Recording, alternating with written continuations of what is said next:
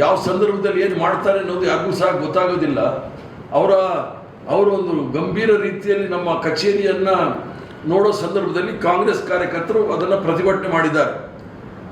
ಕಾಂಗ್ರೆಸ್ ಪಕ್ಷದ ಕಚೇರಿ ನಮ್ಮ ಪವಿತ್ರವಾದ ಮಂದಿರ, ಇದು ಭಾರತೀಯ ಜನತಾ ಪಾರ್ಟಿಯವ್ರ ಥರ ಅಲ್ಲಿ ಗೆಸ್ಟ್ ಹೌಸ್ಗಳೆಲ್ಲ ಕಟ್ಕೊಂಡಿರೋದಿಲ್ಲ. ನಮ್ಮ ಪಕ್ಷದಲ್ಲಿ ಈ ಪಕ್ಷದ ಕಚೇರಿಯ ಮೇಲೆ ನಮ್ಮ ಕಾರ್ಯಕರ್ತರಿಗೆ ಅಪಾರವಾದ ಗೌರವ ಪ್ರೇಮ ಇದೆ. ಅದರ ಮೇಲೆ ಯಾರಾದರೂ ಹಲ್ಲೆ ಮಾಡ್ಲಿಕ್ಕೆ ಬಂದರೆ ಅದನ್ನು ಕಾಪಾಡಲಿಕ್ಕೋಸ್ಕರ ತಮ್ಮ ಪ್ರಾಣವನ್ನು ಸಹ ಕೊಡಲಿಕ್ಕೆ ತಯಾರಿದ್ದಾರೆ ನಮ್ಮ ಕಾರ್ಯಕರ್ತರು. ಆ ಸಂದರ್ಭದಲ್ಲಿ ಒಬ್ಬ ಬೇಜವಾಬ್ದಾರಿ ಹೇಳಿಕೆಯನ್ನು ಕೊಟ್ಟಿರ್ತಕ್ಕಂಥ ವಿರೋಧ ಪಕ್ಷದ ನಾಯಕರು ಇವತ್ತು ಹೇಳಿಕೆ ಕೊಟ್ಟಿದ್ದಾರೆ. ಮೊಟ್ಟೆ ದಾಳಿಯನ್ನು ಲಾಂಗು, ಚಾಕು, ಬಾಂಬು, ಕೊಲೆ ಸಂಚು, ಪಾಕಿಸ್ತಾನ ಏಜೆಂಟು ಅಶೋಕ್ನವರ ಹೇಳಿಕೆ ನೋಡಿದಾಗ ಅವರ ಕಲ್ಪನಾ ಶಕ್ತಿಗೆ ಏನಾದರೂ ಈ ಸುಳ್ಳು ಹೇಳೋದಕ್ಕೆ ಏನಾದರೂ ನೋಬೆಲ್ ಪ್ರಶಸ್ತಿ ಇದ್ದರೆ ಅಶೋಕನಿಗೆ ನೇರವಾಗಿ ಸಿಗಬೇಕಾಗುತ್ತೆ. ಅಶೋಕ್ ಅವರು ಮರ್ತೋಗ್ಬಿಟ್ಟಿದ್ದಾರೆ. HMT ಕಾರ್ಖಾನೆ ಹತ್ರ ಒಂದು ಸಿನಿಮಾ ಮಂದಿರದ ಹತ್ರ ಅವ್ರು ಏನು ಮಾಡ್ತಾ ಇದ್ರು ಅಂತ ಹೇಳಿ ಅದನ್ನೆಲ್ಲ ಜ್ಞಾಪಕಕ್ಕೆ ನಾನು ಹೋಗೋದಿಲ್ಲ. ಅಶೋಕ್ ಅವರೇ, ನಿಮ್ಮ ಬಳಿ ಏನಾದರೂ ನಿಖರವಾದ ಮಾಹಿತಿ ಇದ್ದರೆ ಲಾಂಗು, ಚಾಕು, ಬಾಂಬು ಇವೆಲ್ಲ ತಕ್ಷಣ ಪೊಲೀಸ್ ಕಂಪ್ಲೇಂಟ್ ಕೊಟ್ಟು ತನಿಖೆ ಮಾಡಲಿ. ಕೇಂದ್ರದಲ್ಲೂ ನಿಮ್ಮ ತಡಿಪಾರ್ ಹೋಮ್ ಮಿನಿಸ್ಟರ್ ಇದ್ದಾರೆ, ಗೃಹ ಸಚಿವರು, ತಕ್ಷಣ ಇಡೀ ಕಾಂಗ್ರೆಸ್ ಆಫೀಸ್ನ ತನಿಖೆ ಮಾಡಿಬಿಟ್ಟು ಯಾರ ಮೇಲೆ ನನ್ನ ಮೇಲೆ ಕ್ರಮ ತೆಗೆದುಕೊಳ್ಳಿ. ಮೊಟ್ಟ ಮೊದಲನೇದಾಗಿ ನಾನು ಕಾಂಗ್ರೆಸ್ ಪಕ್ಷದ ಅಧ್ಯಕ್ಷ, ನಾನು ಆ ಥರ ಸುಳ್ಳು ಆಪಾದನೆ ಮಾಡಿ ನೀವು ಮಾಡ್ತಕ್ಕಂಥದ್ದು ನೋಡಿದಾಗ ನೀವು ಸೃಷ್ಟಿ ಮಾಡ್ತಕ್ಕಂಥದ್ದು ಕಲ್ಪನಾ ಶಕ್ತಿ ನಿಮ್ಮನ್ನು ಯಾರೂ ಸಹ ಮೀರಿಸ್ಲಿಕ್ಕೆ ಆಗೋದಿಲ್ಲ. ಬಾಂಗ್ಲಾದೇಶದವರು, ಪಾಕಿಸ್ತಾನದವರು, ಮಚ್ಚು ಚಾಕು ಅಂತ ಹೇಳಿದವರು ಇನ್ನೂ ಸಹ ನೀವು RDX 250 kg RDX ಕಾಶ್ಮೀರ ಪುಲ್ವಾಮಾದಲ್ಲಿ ಹೆಂಗೆ ಬಂತು ಅಂತ ಹೇಳೋಕ್ಕಾಗಲ್ಲ. ಇಲ್ಲಿ ಲಾಂಗು, ಚಾಕು ಅಂತ ಮಾತಾಡ್ತಾ ಇದ್ದಾರೆ. ರಾಜಕೀಯ ದುರುದ್ದೇಶದಿಂದ ಕರ್ನಾಟಕ ರಾಜ್ಯದಲ್ಲಿ ಗಲಭೆ ಸೃಷ್ಟಿ ಮಾಡಲಿಕ್ಕೆ ಷಡ್ಯಂತ್ರವನ್ನು ಮಾಡ್ತಕ್ಕಂಥ ಭಾರತೀಯ ಜನತಾ ಪಾರ್ಟಿಯವರು ಅವರ ಒಬ್ಬ ಶಾಸಕರನ್ನು ಕಳಿಸಿ ಯಾವ್ಯಾವ ಜಾಗದಲ್ಲಿ ಯಾವ ರೀತಿಯ ಹಲ್ಲೆ ಮಾಡಬೇಕು ಅನ್ನೋದಕ್ಕೆ ಅವ್ರ ಎಕ್ಸ್ಪರ್ಟ್ ಇದರಂತೆ. ದಾಳಿ ಮಾಡೋದ್ರಲ್ಲಿ, ಹಲ್ಲೆ ಮಾಡೋದ್ರಲ್ಲಿ ಒಬ್ಬ ಶಾಸಕರು ಅವರು ಬಂದು ತೀವ್ರವಾಗಿ ನಿಗಾ ಇಡೋ ಸಂದರ್ಭದಲ್ಲಿ ಕಾರ್ಯಕರ್ತರು ಅದನ್ನು ಪ್ರತಿಭಟನೆ ಮಾಡಿದ್ದಾರೆ. ಕಾಂಗ್ರೆಸ್ ಪಕ್ಷದ ಕಚೇರಿಗೆ ಯಾವುದೇ ರೀತಿ ಅನಾಹುತ ಆಗಬಾರ್ದು ಈ ಮುತ್ತಿಗೆಯಿಂದ ಅಂತೇಳಿ ನಮ್ಮ ಕಾಂಗ್ರೆಸ್ ಕಾರ್ಯಕರ್ತರು ಎಲ್ಲ ಜೀವದ ಆಸೆ ಬಿಟ್ಟು ಅಲ್ಲಿ ಮುಂದೆ ನಿಂತಿದ್ರು. ಅದಲ್ಲದೆ ವಿರೋಧ ಪಕ್ಷದ ನಾಯಕರು ಅವರು ಕಾರಲ್ಲಿ ಬಂದು ಕಾಂಗ್ರೆಸ್ ಆಫೀಸ್ ಮುಂದೆ ಇಳಿದು ಎಲ್ರಿಗೂ ಸಹ ಸವಾಲು ಹಾಕಿದಾಗ ಕಾಂಗ್ರೆಸ್ ಕಾರ್ಯಕರ್ತರು ಏನಾಗಬೇಕು ಹೇಳಿ. ದೆಹಲಿಯಲ್ಲಿ ಎಲ್ಲ ಬಿಜೆಪಿ ವಿರುದ್ಧವಾಗಿ ಅಲ್ಲಿರುವಂತಹ ವಿದ್ಯಾರ್ಥಿಗಳು ಎಲ್ಲ ಕಡೆ ಪ್ರತಿಭಟನೆ ಮಾಡ್ತಿದ್ದಾರೆ. ಆದ್ರೆ ಬಿಜೆಪಿ ಇಲ್ಲಿ ಬಂದು ನಿಮ್ಮ ವಿರುದ್ಧ ಪ್ರತಿಭಟನೆ ಮಾಡ್ತಿರೋದು ಯಾಕೆ? ಈಗ ಆದೇಶ ಸಿಕ್ಕಿದೆ ಬಿಜೆಪಿಯವರು ನಾವು ಪ್ರತಿಭಟನೆ ಮಾಡ್ತಾ ಇರೋದು 1,40,00,000 ವಿದ್ಯಾರ್ಥಿಗಳಿಗೆ ನೀಟ್ ಎಕ್ಸಾಮ್ ಇಂದ ಪ್ರಶ್ನೆ ಪತ್ರಿಕೆ ಸೋರಿಕೆಯಿಂದ ನಮಗೆ ಬಹಳ ಮಕ್ಕಳ ಭವಿಷ್ಯ ಬಹಳ ಅಂಧಕಾರದಲ್ಲಿದೆ. ಮಕ್ಕಳ ಆತ್ಮಸ್ಥೈರ್ಯವನ್ನು ಹೆಚ್ಚಲಿಕ್ಕೆ ನಾವು ಅವರ ಪರ ಬೆಂಬಲವಾಗಿ ನಿಂತಿರ್ತಕ್ಕಂಥದ್ದು. ನಾವು ಕೇಳ್ತಾ ಇರೋದು ಧರ್ಮೇಂದ್ರ ಪ್ರಧಾನ್ ಅವರು ರಾಜೀನಾಮೆ ಕೊಡಲಿ ಅಂತ ಹೇಳಿ. ಧರ್ಮೇಂದ್ರ ಪ್ರಧಾನ್ ರಾಜೀನಾಮೆ ಕೊಡಿಸ್ತಾ ಇಲ್ಲ, ಅವ್ರು ನಕ್ಕೊಂಡಿರ್ತಾರೆ ಪಾರ್ಲಿಮೆಂಟಲ್ಲಿ. ಇವರು ಮಕ್ಕಳ ಪರ ಇದ್ದವರು, ಅಕಸ್ಮಾತ್ ಭಾರತೀಯ ಜನತಾ ಪಾರ್ಟಿಯವರು ಮಕ್ಕಳ ಪರ ಇದ್ದರೆ ಮೊದಲು ಧರ್ಮೇಂದ್ರ ಪ್ರಧಾನ್ನ ರಾಜೀನಾಮೆ ತೆಗೆದುಕೊಳ್ಬೇಕು. ನಮ್ಮ ಪ್ರತಿಭಟನೆ ಭಾರತೀಯ ಜನತಾ ಪಾರ್ಟಿಯ ಶಿಕ್ಷಣ ವ್ಯವಸ್ಥೆಯ ಬಗ್ಗೆ ಅಧೋಗತಿಗೆ ತಗೊಂಡೋಗಿದ್ದಾರೆ, ಅದ್ರ ಬಗ್ಗೆ ಮಾಡಿರ್ತಕ್ಕಂಥದ್ದು. ಇವರು ಅದನ್ನೇ ಸಮರ್ಥನೆ ಮಾಡ್ತಾ ಇದ್ದಾರೆ. ನೀಟ್ ಆಗಿರ್ತಕ್ಕಂಥದ್ದು ಅದು ಸಮರ್ಥನೆ ಮಾಡ್ಕೊಂಡು ಹೋಗ್ತಾ ಇರ್ತಕ್ಕಂಥದ್ದು ಭಾರತೀಯ ಜನತಾ ಪಾರ್ಟಿಯವರು.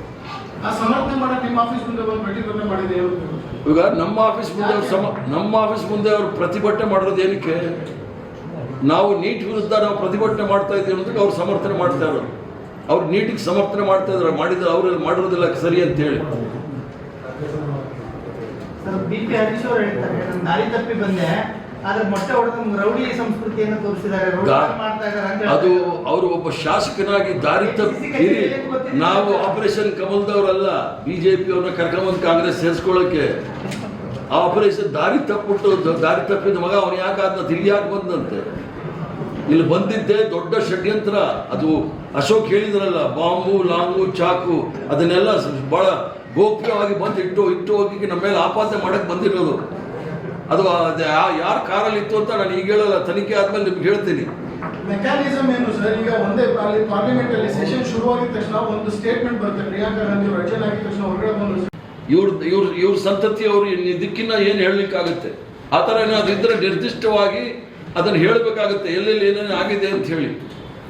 ಕಪೋಲ ಕಲ್ಪಿತ ಕಥೆಗಳು ಹೇಳಲಿಕ್ಕೆ ಆಗೋದಿಲ್ಲ.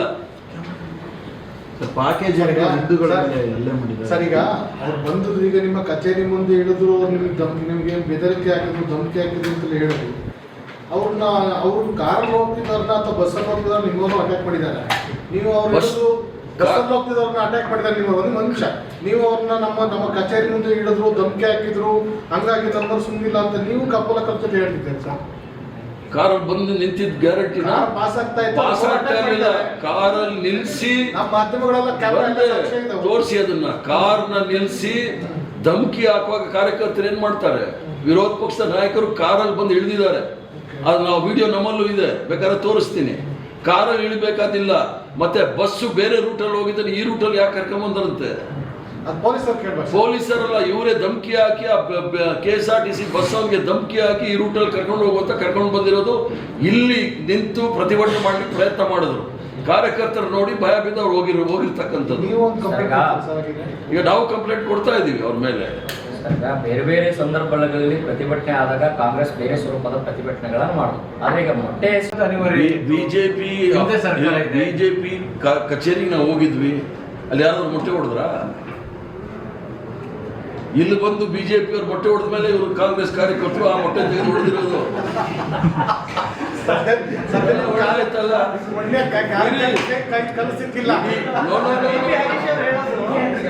ಸ್ವಲ್ಪ ಹೇಳ್ತೀನಿ ಕೇಳಿ, ಸ್ವಲ್ಪ ಹೇಳೋಷ್ಟು ಕೇಳಿ. ಮೊಟ್ಟೆ ಸಂಸ್ಕೃತಿ ಶುರುವಾಗಿದ್ದಲ್ಲಿ ವೆಸ್ಟ್ ಬೆಂಗಾಲಲ್ಲಿ ಇವರು ಅಧಿಕಾರ ಬಂದ ಮೇಲೆ ತೃಣಮೂಲ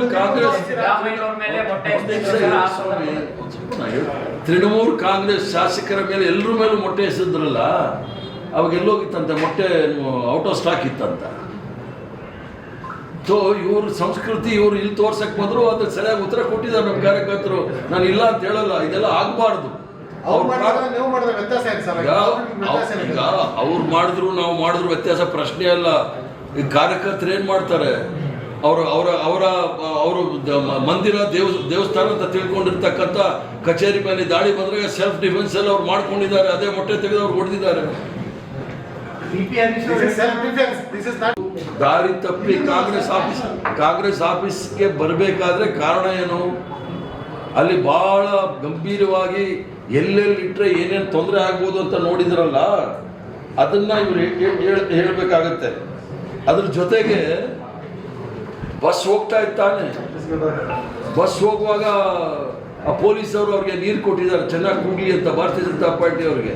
ಆ ನೀರಿನ ಬಾಟ್ಲಿ ಹಾಕಿ ಹೊಡೆದ್ರಂತೆ ಕಾಂಗ್ರೆಸ್ ಆಫೀಸ್ ಮುಂದೆ. ಒಬ್ಬ ಜವಾಬ್ದಾರಿಯಲ್ಲಿರ್ತಕ್ಕಂಥ ಶಾಸಕರವರು ಕೂಡ, ಮಾಜಿ ಮಂತ್ರಿಗಳು. ಸೊ ಇವೆಲ್ಲ ಕಾಂಗ್ರೆಸ್ ಪಕ್ಷದ ಮೇಲೆ ಅಕ್ರಮ ಆದರೆ, ದಾಳಿ ಆದರೆ ಅವ್ರು ನಾವೆಲ್ಲ ಸಹಿಸ್ಕೊಂಡಿರ್ಬೇಕು ಅಂತ. ಕಾಂಗ್ರೆಸ್ ಕಾರ್ಯಕರ್ತರು ನಾವು ಸಹಿಸ್ಕೊಂಡಿರ್ತೀವಿ. ಕಾಂಗ್ರೆಸ್ ಕಾರ್ಯಕರ್ತರು ಇದನ್ನ ಬಹಳ ಪವಿತ್ರವಾದ ಮಂದಿರ ಅಂತ ತಿಳ್ಕೊಂಡಿದ್ದಾರೆ. ಅವ್ರು ಯಾರು ಸಹ ಸಹಿಸ್ಕೊಳ್ಳೋದಿಲ್ಲ. ಅದು ಬೇರೆ, ಸರ್ಕಾರ ಯಾರ್ದಲ್ಲ, ಜನಗಳ ಸರ್ಕಾರ. ಪೊಲೀಸು ಕಾನೂನಿನ ಚೌಕಟ್ಟಿನಲ್ಲಿ ಏನು ಕ್ರಮ ತೆಗೆದುಕೊಳ್ಬೇಕು ಅದು ತೆಗೆದುಕೊಳ್ಬೇಕು. ಧನ್ಯವಾದಗಳು. ಈಗ ಸರ್ಕಾರದ ವಿರುದ್ಧ ಅಥವಾ ಯಾವುದೇ ಕಾನೂನು ಬಾಹಿರವಾದ ಚಟುವಟಿಕೆಗಳಿದ್ದರೆ ಅದರಲ್ಲಿ ನೇರವಾಗಿ ಅವರು ಪೊಲೀಸ್ ಕಂಪ್ಲೇಂಟ್ ಕೊಡೋದು ತಪ್ಪೇನಿಲ್ಲ. ಆದರೆ ಮೊಟ್ಟೆನ ನೋಡಿ ಇವರಿಗೆ ಬಾಂಬ್ ಜ್ಞಾಪಕ ಎಲ್ಲಿಂದ ಬಂತು ಅಂತ ಕೇಳ್ತಾ ಇದ್ದೀನಿ. ಕಲ್ಪನಾ ಶಕ್ತಿಗೆ ನಾವು ಒಪ್ಕೊಳ್ಬೇಕಾಗುತ್ತೆ. ಆದರೆ ಇದೇ ಮೊಟ್ಟೆ ಹೊಡಿತಾ ಇದ್ರಲ್ಲ ವೆಸ್ಟ್ ಬೆಂಗಾಲಲ್ಲಿ, ಪ್ರತಿಯೊಬ್ಬ ಶಾಸಕರಿಗೆ ಮೊಟ್ಟೆ ಹೊಡೆದ ಪ್ರಾರಂಭ ಮಾಡಿದ್ದೆ ಬೆಂಗಾಲಲ್ಲಿ ಭಾರತೀಯ ಜನತಾ ಪಾರ್ಟಿಯವರು. ಪ್ರಾಣಿಗಳ ಥರ ಅವರು ಸೊಂಟಕ್ಕೆ ಹಗ್ಗ ಕಟ್ಟಿ ಎಳ್ಕೊಂಡು ಹೋಗ್ತಾ ಇದ್ದಾರಲ್ಲ, ಅದು ಇವ್ರು ಹುಡ್ಕೊಂಡು ಬರುತ್ತೆ ಅನ್ನೋದು ಇವ್ರಿಗೆ ಗೊತ್ತಿಲ್ಲ. ಸರ್, ಕೋತ್ವಾಲ್ ಅವರ ಕಾಲದ ರಾಜಕಾರಣ ನೋಡ್ತಾ ಇದ್ದೀವಿ. ಈಗ ಅವ್ರು ಮೊಟ್ಟೆ ಹೊಡೆದ ಮೇಲೆ ನಾವು ಇವರು ಮೊಟ್ಟೆ ಹೊಡೆದಿದ್ದಾರೆ. ಬಿಜೆಪಿ ಹೊಡೆದ ಮೇಲೆ ಇಲ್ಲ, ಬಿಜೆಪಿ ಅವರು ಮೊಟ್ಟೆ ಹೊಡೆದ ಮೇಲೆ ಇವ್ರು ಹೊಡೆದಿರೋದು. ಇವರು ಭಾರತೀಯ ಜನತಾ ಪಾರ್ಟಿಯವರು ರೌಡಿ ಮೋರ್ಚಾವನ್ನ ಪ್ರಾರಂಭ ಮಾಡಿ ಅದರಲ್ಲಿ ಬೆಂಗಳೂರಲ್ಲಿ ಇರ್ತಕ್ಕಂಥ ರೌಡಿಗಳನ್ನೆಲ್ಲ ಸೇರಿಸಿ ಕೋರ್ಟಲ್ಲೂ ಸಹ ಹೋಗಿ ಅವ್ರು ಯಾರು ಸಹ ರೌಡಿಗಳಲ್ಲ ಅಂತೇಳಿ ಸರ್ಟಿಫಿಕೇಟ್ ತಗೊಂಡು ದಾಳಿ ಮಾಡಲಿಕ್ಕೆ, ಹಲ್ಲೆ ಮಾಡಲಿಕ್ಕೆ ಮಾಡ್ತಕ್ಕಂಥದ್ದು ಭಾರತೀಯ ಜನತಾ ಪಾರ್ಟಿಯ ಸಂಸ್ಕೃತಿ. ಯಾವುದಾದ್ರೂ ಹೊಸ ಡೈಲಾಗ್ ಇದ್ರೆ ಹೇಳಕ್ಕೆ ಹೇಳಿ ಭಾರತೀಯ ಜನತಾ ಪಾರ್ಟಿಯವ್ರಿಗೆ. ಹಳೆದೆಲ್ಲ ತಿರುಗಿಸ ಪ್ಲೇಟ್ ಹಾಕೋದು ಬೇಡ. ಸರ್ ಅಂದ್ರೆ ಏನೋ ಉದ್ದೇಶ ಇಟ್ಕೊಂಡೇ ಬಂದಿದ್ರು ಸರ್ ಈಗ ಕಚೇರಿ ಮೇಲೆ ಕಲ್ಲು ಹೊಡೆಯಕ್ಕೆ ಬಂದಿದ್ರ ಇಲ್ಲ ಪೆಟ್ರೋಲ್ ಬಂಕ್ ಆಗಕ್ಕೆ ಬಂದಿದ್ರ ಏನಕ್ಕೆ ಬಂದಿದ್ರು ಸರ್ ನೀವ್ ಹೇಳಿದ್ರಿ ಗಂಭೀರವಾಗಿ ನೋಡ್ತಾ ಇದ್ರು ಕಚೇರಿ ಮಾಡ್ತಾ ಇದ್ರು ಅದನ್ನು ತೀವ್ರವಾಗಿ ಖಂಡಿಸಲು ನಾನು ತಮ್ಮನ್ನ ಇಲ್ಲಿ ಆಹ್ವಾನ ನೀಡಿದ್ದೇನೆ. ನಿನ್ನೆ ನಾವು ಸಹ ದೆಹಲಿಯಲ್ಲಿದ್ವಿ. ರಾಷ್ಟ್ರದ ಸರ್ವೋಚ್ಚ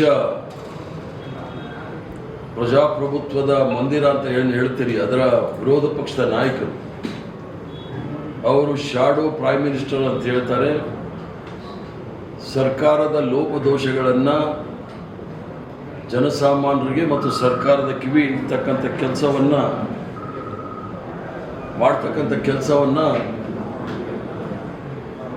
ಅವರು ಮಾಡೋ ಸಂದರ್ಭದಲ್ಲಿ ಮೊನ್ನೆ ನಡೆದಂಥ ಘಟನೆ ಜಂತರ್ ಮಂತರಲ್ಲಿ ವಿದ್ಯಾರ್ಥಿಗಳ ಮೇಲೆ ಒಂಥರ ಪ್ರಚೋದನೆ ಇಲ್ಲದೆ ಅವರ ಮೇಲೆ ಲಾಠಿ ಚಾರ್ಜು ಮತ್ತು ಅಶ್ರುವಾಯು ದಾಳಿ ಮಾಡಿ ಹೆಣ್ಣು ಮಕ್ಕಳಿಗೆ ಮುಟ್ಟಬಾರದೇ ಇರೋ ಜಾಗದಲ್ಲೆಲ್ಲ ಮುಟ್ಟಿ ಹೆಣ್ಣು ಮಕ್ಕಳಿಗೆ ಅಪಮಾನವನ್ನು ಮಾಡಿ ಸುಮಾರು 60 ಜನ ಯುವಕರು ಹಲ್ಲೆಗೊಳಗಾಗಿ ಗಾಯಗೊಂಡಿರ್ತಕ್ಕಂಥವ್ರನ್ನ ರಾಮ್ ಮನೋಹರ್ ಲೋಹಿಯಾ ಹಾಸ್ಪಿಟ್ಲಲ್ಲೂ ಸಹ ಬಿಡಕ್ಕೆ ಹಿಂದೆ ಮುಂದೆ ನೋಡ್ತಾ ಇದ್ದಂಥ ಭಾರತೀಯ ಜನತಾ ಪಾರ್ಟಿ ಸರ್ಕಾರ ಮತ್ತೆ ನಿನ್ನೆ ನಮ್ಮ ಲೋಕಸಭಾ ವಿರೋಧ ಪಕ್ಷ ನಾಯಕರಾದಂಥ ರಾಹುಲ್ ಗಾಂಧಿ ಅವರು ವಿದ್ಯಾರ್ಥಿಗಳ ಮೇಲೆ ನಡೆದಂಥ ಹಲ್ಲೆಯನ್ನು ಖಂಡನೆ ಮಾಡಲು ಪ್ರಧಾನಮಂತ್ರಿಗಳ ಮನೆಯ ಮುಂದೆ ಪ್ರತಿಭಟನೆ ಹೋಗೋ ಸಂದರ್ಭದಲ್ಲಿ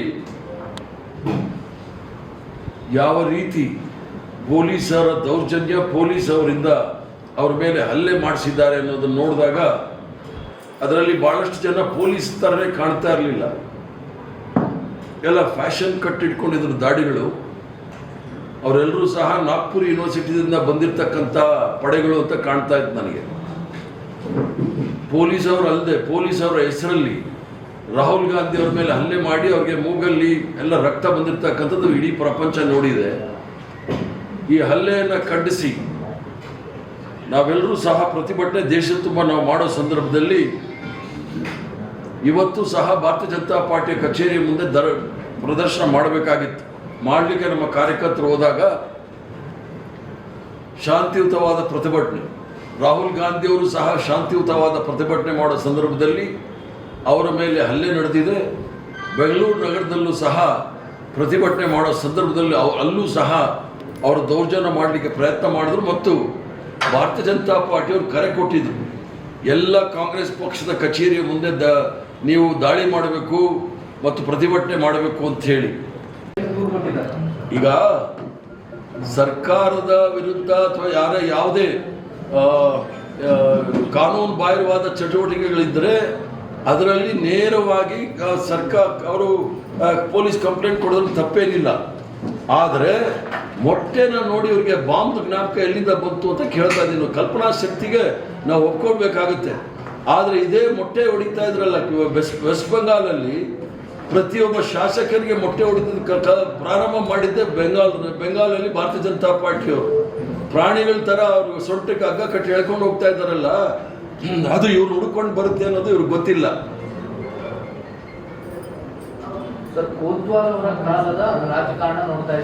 ಇವ್ರದ್ದು ಷಡ್ಯಂತ್ರ ಮತ್ತು ಒಂದು ಪಿತೂರಿ ಈ ಕಾಂಗ್ರೆಸ್ ಪಕ್ಷದ ವಿರುದ್ಧ ಮತ್ತು ಕರ್ನಾಟಕ ರಾಜ್ಯದ ವಿರುದ್ಧ ಗಲಭೆ ಆಗಲಿ ಅನ್ನೋ ದೃಷ್ಟಿಯಿಂದ ಮಾಡಿರ್ತಕ್ಕಂಥದ್ದು ಖಂಡನೀಯ. ಆದ್ರಿಂದ ನಿನ್ನೆ ರಾಹುಲ್ ಗಾಂಧಿ ಅವ್ರ ಮೇಲೆ ಏನು ಅಮಿತ್ ಶಾ ಮತ್ತು ನರೇಂದ್ರ ಮೋದಿ ಅವರ ನೇತೃತ್ವದಲ್ಲಿ ಹಲ್ಲೆ ಮಾಡಿ ಅವರಿಗೆ ಕೊಲೆ ಮಾಡಲಿಕ್ಕೆ ಸಂಚು ಮಾಡಿದ್ದಾರೆ, ಅದನ್ನು ಸಹ ನಾವು ಖಂಡಿಸ್ತೇವೆ. ಕಾಂಗ್ರೆಸ್ ಕಚೇರಿಯಲ್ಲಿ ಬಾಂಬ್ಗಳಿದ್ದಾವೆ. ಹೆಚ್ಚಿನ ವಿಡಿಯೋಗಳಿಗೆ ಪ್ರತಿಧ್ವನಿ ಯೂಟ್ಯೂಬ್ ಚಾನೆಲ್ ಸಬ್ಸ್ಕ್ರೈಬ್ ಮಾಡಿ, ಬೆಲ್ ಐಕಾನ್ ಕ್ಲಿಕ್ ಮಾಡಿ.